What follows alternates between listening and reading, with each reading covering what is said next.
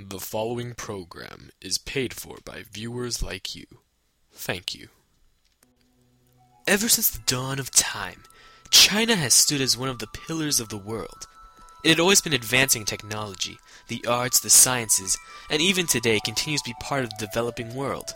However, China has had one major flaw: the way they treat women.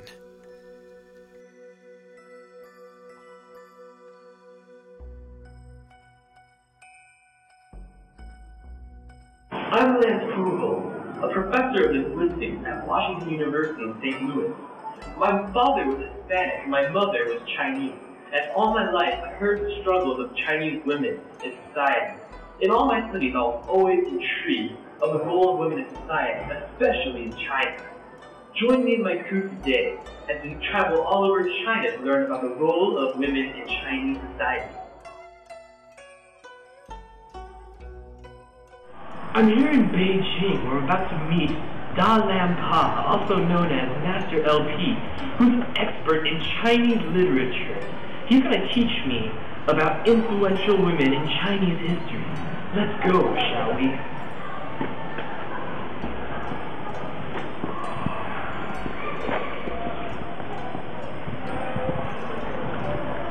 Oh, hello, that's my friend. Hello, Master LP. How are you today? I'm very good, very good. What are you here for today? Well, I was hoping that you could teach me about influential women in Chinese history. Okay, well, Let's sit, shall we? well, listen, there is Shi Taimou, who lived around 500 BC, is one of the four great beauties of China.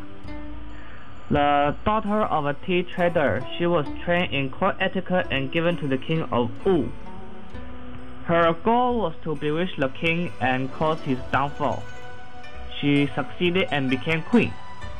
She is a perfect example of how women broke out of society's norms and achieved greatness with their own abilities.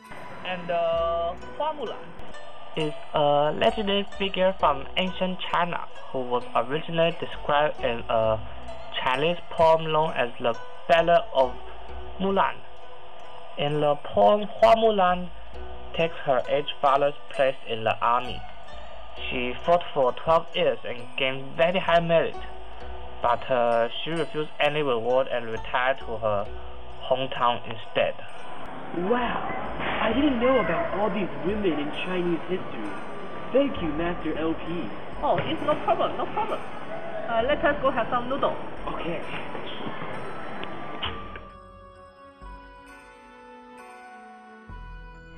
Now I'm here in Shanghai. We're about to meet my friend and colleague, Professor Lu Rofan, who's an expert on Chinese feudal society. Today he's going to teach us about the role of women in ancient China. Let's go, shall we?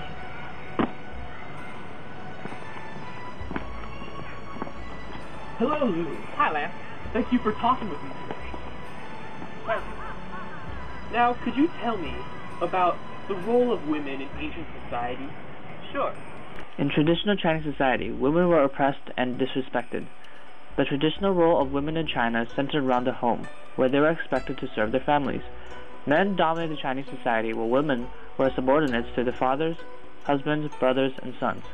Arranged marriages left women with virtually no voice in society. Chinese women did not have rights and privileges. Women were treated like slaves, concubines, and prostitutes before the 1990s. When Mao Zedong took over in 1949, he pushed for gender equality and created policies to eliminate the oppression of women. Could you tell me about marriage and family relations in ancient China? Of course. Chinese marriage became a custom between 402 and 221 BC. Despite China's long history in many different geographical areas, there are essentially 6 rituals generally known as the 3 letters and 6 etiquettes, 三书六艺. Now, an interesting part of how women were treated in China is how they were subject to the emperors. Could you inform me about this? Definitely. Emperors almost always have multiple royal concubines. Women were treated as inferior and expected to be subservient to the husband. The women were not wedded in the whole formal ceremony and had less right in the relationship and could be divorced arbitrarily. And so, of course, a lot of women were subject to foot binding because they viewed it as beautiful. Could you explain to me how foot binding works? Sure thing. The practice probably originated among the court dances in the early Song dynasty, but spread to upper-class families and eventually became common among all the classes. The tiny narrow feet were considered beautiful, and to make a woman's movements more feminine and dainty. Although reformers challenged the practice, it was not until the early 20th century that foot binding generally died out, partly from changing social conditions and partly as a result of anti-foot binding campaigns. Thank you. It is my pleasure. Let's go have some dim sum. Okay.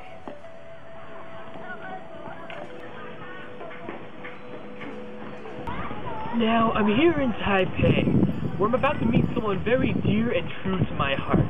She's the novelist Amy Tan, and she's written books such as The Joy Luck Club and The Kitchen God's Wife. She's also a Chinese woman, and she's offered me an analysis of how ancient Chinese attitudes towards women may have affected how Chinese women are in the modern day. Let's go, shall we?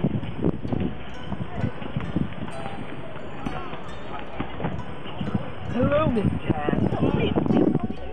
Well, Amy, I was hoping that you could tell me about how ancient Chinese attitudes towards women may have affected them in the modern day.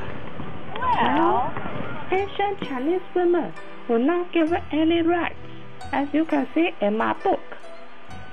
Winnie and Pearl were suppressed by the men in their society. However, women have gained more rights in modern society today. Gender equality has become something of great importance, and women's rights are advocated here and there. An effect of such growing women's rights can be seen in the growing of divorce rates. The growing divorce rate is a reflection of new social and economic freedom. It also shows the rising expectations that women bring to marriage. And of course, this is a very prominent theme in your book, The Kitchen God's Wife. Could you explain to me how you wrote about this in your novel? Okay, let me give you the in-depth analysis of my book. This can be seen in the book when Winnie is oppressed at first, but then she is treated very horribly by Wen Fu. But as she gained more courage, she stood up for her rights and asked for a divorce. The book is a microcosm of our society. It shows how Chinese women have gained power over time and stood up for themselves. We learned so much today. We learned about the role of women in Chinese society.